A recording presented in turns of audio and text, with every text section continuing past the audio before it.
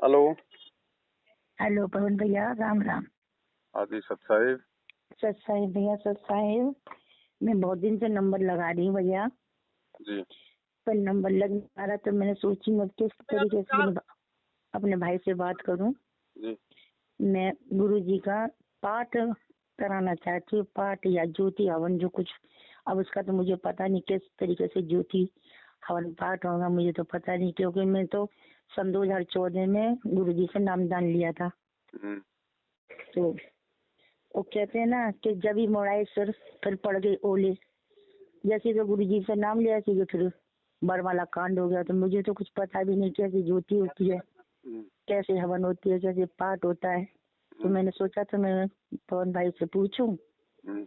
और जैसे बताएंगे उस तरीके से मैं करने को तैयार हूँ। पाठ ज्योति तो गुरुजी आने के बाद में करवाना बहन जी। अब कहाँ कराओगे, कोई है ही नहीं कोई पाठ ज्योति करने वाला।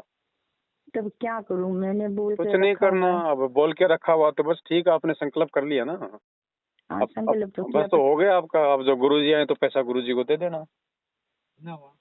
अब क्या पता मैं मर्जी नहीं याद। हाँ? फिर उनका बड़ा दुख लगता है मुझे। अब दुख तो है, लेकिन बहन जी अब ज्ञान भी दिया ना परमात्मा ने। क्या करूँ मैं, मुझे तो कुछ समझ भी नहीं आ रहा मैं क्या करूँ। हाँ। मैं बहुत दुखी थी, मैं सोच रही थी मैं अपने मरते मरते पहले अपने गुरु जी के लिए या हवन या ज्योति या पाठ कुछ भी हो चल लेके मैं करवा दूँ अपने भाई। मैंने कहा तो भाई से सलाह मिलेगी, और तो कोई मेरे को सलाह दे नहीं सकता। तो मैं कभी कहीं गई नहीं हूँ, एक बार हमारे आश्रम से जाएंगे फिर मैं कहीं नहीं। मैं 7 साल नींद की गई थी वहाँ, वो क्या बोलते हैं तुम्हारे यहाँ राजस्थान में गई थी मैं अभी। हम्म, एक तो महुआ हाँ, माला खिला। हम्म, हम्म। हाँ, वहाँ गई थी, आपसे बात भी करी थी, लेकिन मुझे फिर उस टाइम पे ध्यान नहीं रहा था कि मैं अपने भाई से इसके बारे में। फिर मुझको ध्यान आया, मैं कितने दिन से नंबर लगा रही हूँ, तुम्हारा नंबर ही नहीं लग रहा। फिर मेरा गुरु जी का नाम लेके कहा था मेरे भाई से मेरी बात हो जाए मालिक। ज्योति पाठ का जो विधान है ना बहन जी, वो पहले गुरुजी से आज्ञा लेनी पड़ती है, उसके बाद वो ज्योति पाठ करवाना होता है, जहाँ परमात्मा कहे वहाँ। तो आप पूछ लीजिए ना, मेरे भाई उनसे पूछ लीजिए कहाँ करवाएंगे, नहीं, कौन हम सी कहाँ जगह। पूछ लेंगे, गुरुजी तो जेल में बैठे हैं, हम कहाँ से पूछ लेंगे।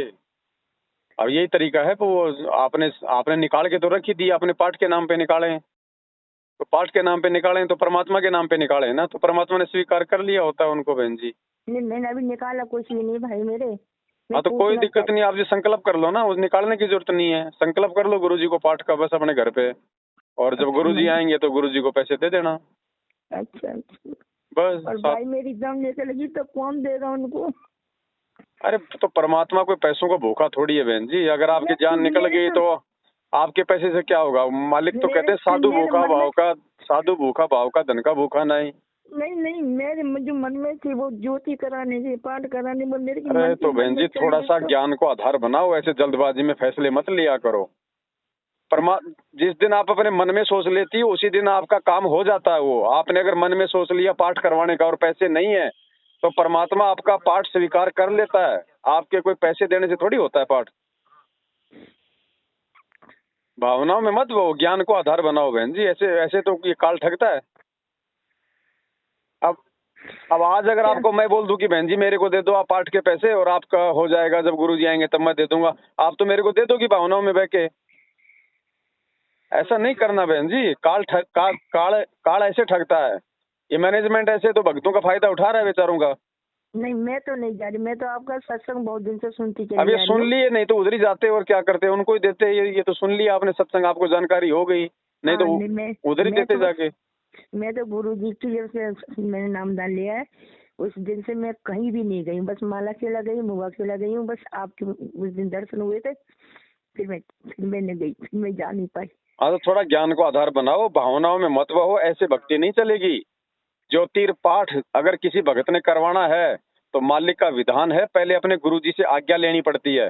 उसके बाद में गुरुजी कहे कि बेटा आश्रम में करवा दे या मेरे को दे दे पैसे, फिर वो पाठ सफल होता है। ऐसे पाठ सफल नहीं होता कि किसी भी कोऑर्डिनेटर को दे दिया, किसी भी आश्रम में जाके दे दिया, किसी भी और को दे दिया। ऐसे पाठ सफल नहीं होता बहन जी। वर्तमान में सबसे उत्तम विधि है। यदि अगर आपको ज्योति पाठ करवाना है तो अपने घर पे गुरुदेव को दंडवत प्रणाम करो और मालिक से प्रार्थना करो कि हे परमात्मा, दासी आपके चरणों में पाठ प्रकाश का संकल्प करती है, परमात्मा इसको स्वीकार करो।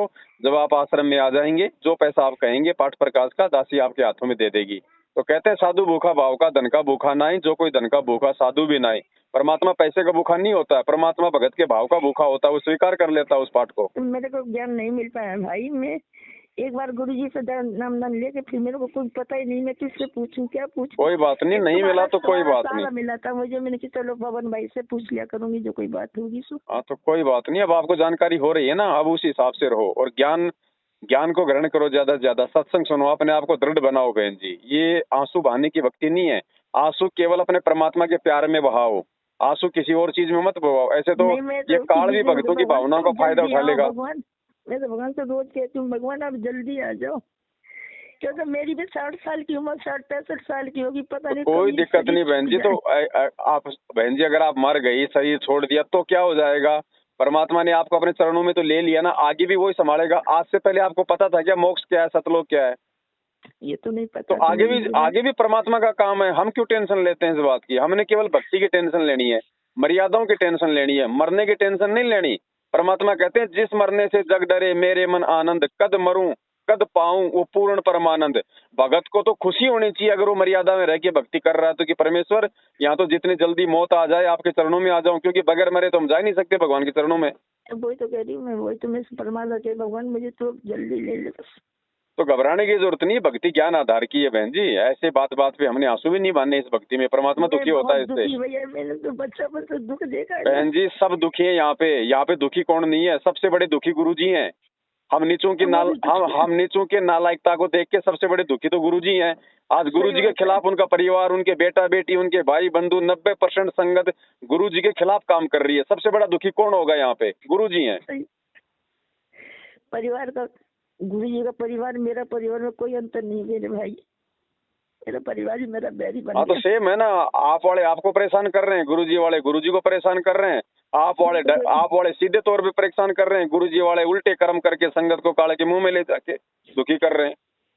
वही तो कह रही हूं, मैं बस देखती हूँ तो मेरे गुरु कोई नहीं बहन जी, ये परेशानियां तो देखो, अगर सतलोक जाना है तो परेशानियां तो झेलनी पड़ेंगी बहन जी।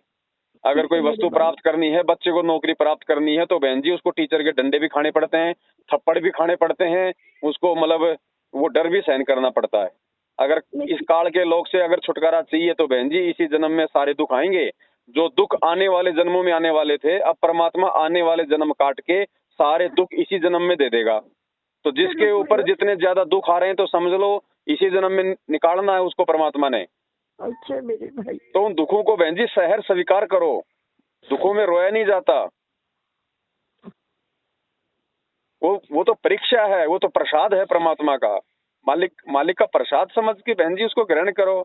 हमारे गुरुदेव को जब कोर्ट ने उम्र कैद की सजा सुनाई तो परमात्मा हंसे जज के सामने, हंसे परमात्मा। अच्छा। अरे कोई हंस सकता है क्या? कोई नहीं है। तो फिर जो काम परमात्मा कर सकता है दूसरे संत नहीं कर सकते, और जो धैर्य, विश्वास और दृढ़ता परमात्मा के भक्तों में हो सकती है वो दूसरे संतों के भक्तों में नहीं हो सकती। तो बहन जी भावनाओं में बहने का मार्ग नहीं है, भावनाओं में तो काल ये ठग लेता है। कोई भी काम करो सोच विचार के, परमात्मा से प्रार्थना कर करके। मैं तो बहुत प्रार्थना करती हूँ। मैं तो बस इतनी चिंता लगी मेरे भाई कि मेरी 60-65 की उम्र हो गई, अब पता नहीं कब। कोई बात नहीं, आप देखो संकल्प नहीं रह जाए, मेरी ये सोचने लगी मेरा संकल्प नहीं रह जाए। बहन जी हमारे कोई संकल्प नहीं होते हैं, संकल्प भी परमात्मा ही करवाता है और पूरा भी वही करवाता है। ठीक है, और बाकी आपकी उम्र चाहे 60 की हो चाहे 160 साल की हो, अगर भगवान ने आपको जीवाना होगा तो क्या अर्जुन सर्जन को 250 साल तक नहीं जीवाया क्या? और नहीं जीवाना होगा और आपका शरीर छूटना होगा तो आगे परमात्मा का काम है। आपको कब शरण मिलेगा, कहाँ शरण मिलेगा, कौन से भगत के घर में भेजेगा, सभी थोड़े ना इसी जन्म में पार हो रहे हैं बहन जी। ये परमात्मा पे छोड़ो, इन चीजों की चिंता मत करो। फिर चिंता केवल भक्ति और मर्यादा की करोगे तब कुछ बात बनेगी अपनी। ठीक है बहन जी। अच्छा मेरे भाई, पर मेरे को ऐसा है आप जी संकल्प कर लो अपने घर पे, और पैसा नहीं है तो कोई दिक्कत नहीं है, मालिक को सब पता है, पैसे की व्यवस्था भी वही करवाएगा। और वैसे भी पैसा तो गुरु जी के आने के बाद देना उनको पाठ का ज्योति का। आप खाली संकल्प कर लो, साधु भूखा भाव का धन का भूखा नहीं, बस। सत साहिब। सच्चाई मेरे भाई, सच्चाई सच्चाई।